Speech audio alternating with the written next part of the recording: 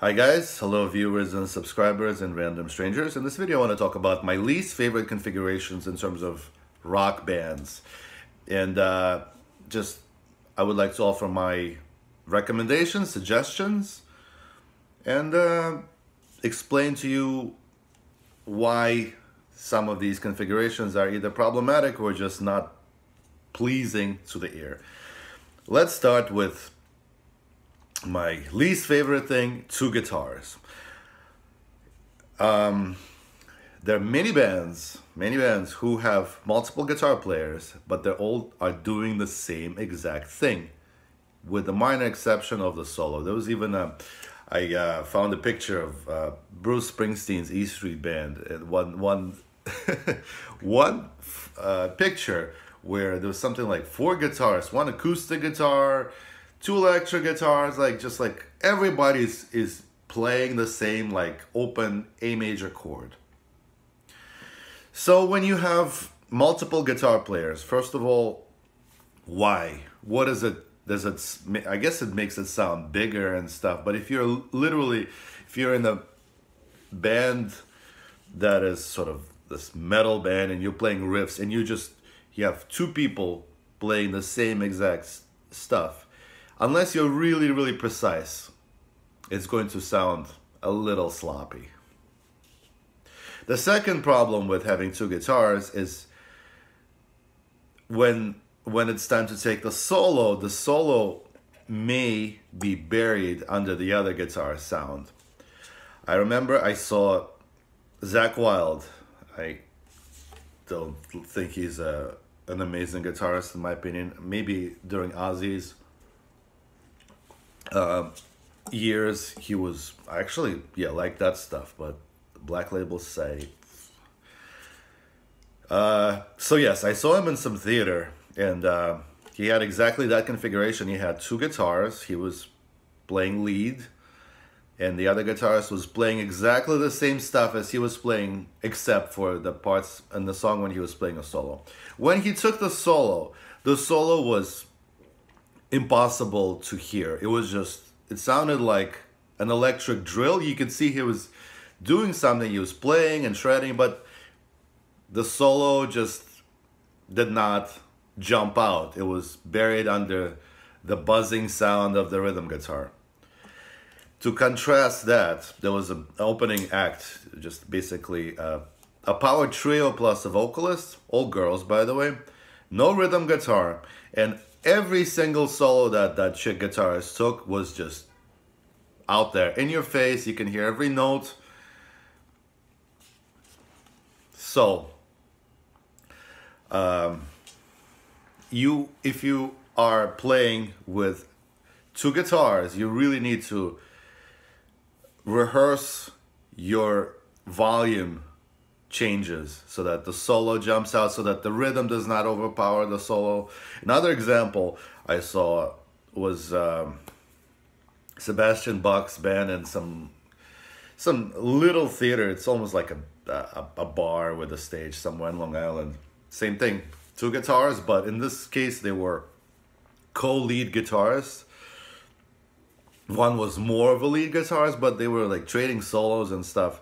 But one guitarist was always louder than the other one. So it's like they're trading solos and one is loud and obnoxious and the other one is like wimpy. And when that wimpy guitarist is playing, the rhythm playing of that guitarist is overpowering him. So it's like, and sound engineers are not evil people by nature. They just sometimes don't know what to do. They don't know your set very well.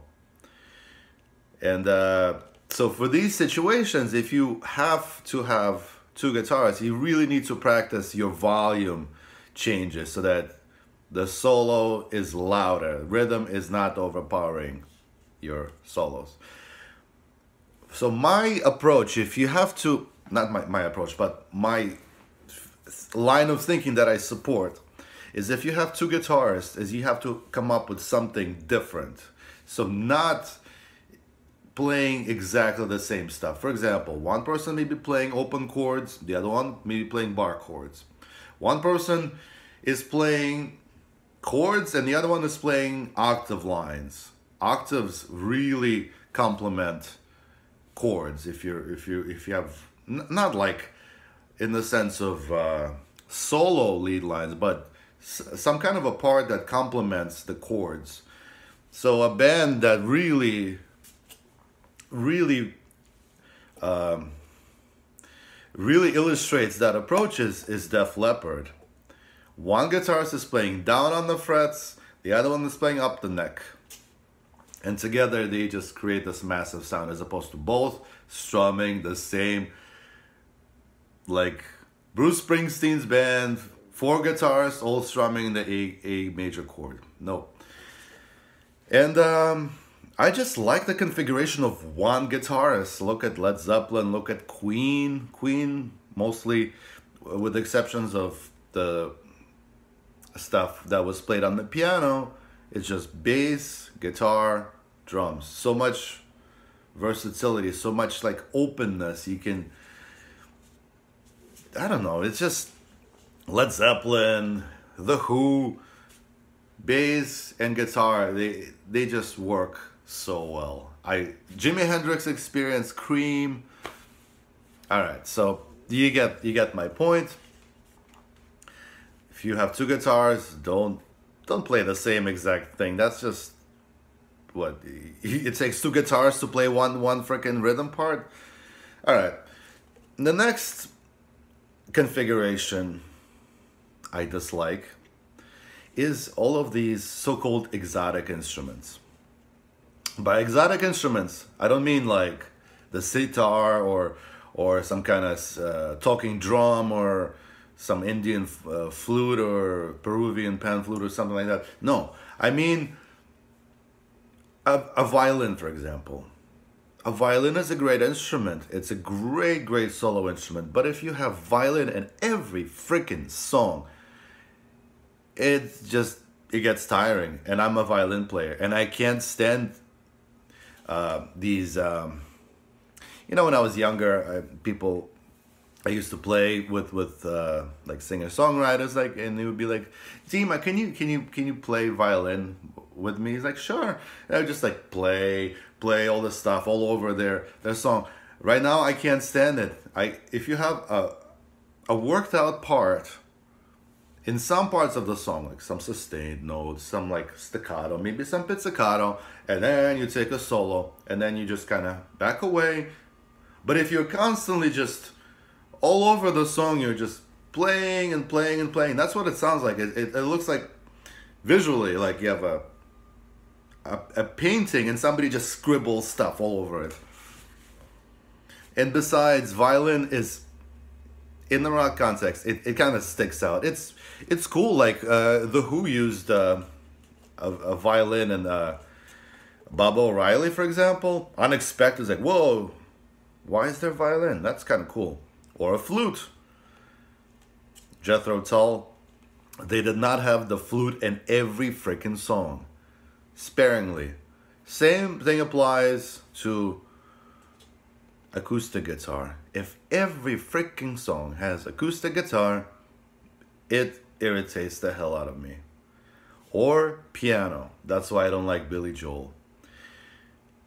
He has some songs without the piano, or maybe Billy Joel or Elton John, instead of piano, they use synthesizers sometimes. But if you're a piano player, why do you have to have piano in every freaking song? In the rock context, the instruments that you need, guitar, bass, and drums. Everything else is just sprinkles, flavoring. If you just have your dish and it's seasoned just right, it's delicious. But if you have your steak and you just dump a whole thing of salt and pepper and like just take steak sauce and just like squeeze out the whole bottle, not so pleasant, right? Well, these are my thoughts. Let me know what you think. If you like, then like. If you don't like, then dislike. Thumbs down. And if you want to hear more and see more, then subscribe and hit the bell. Cheers. Thank you for watching.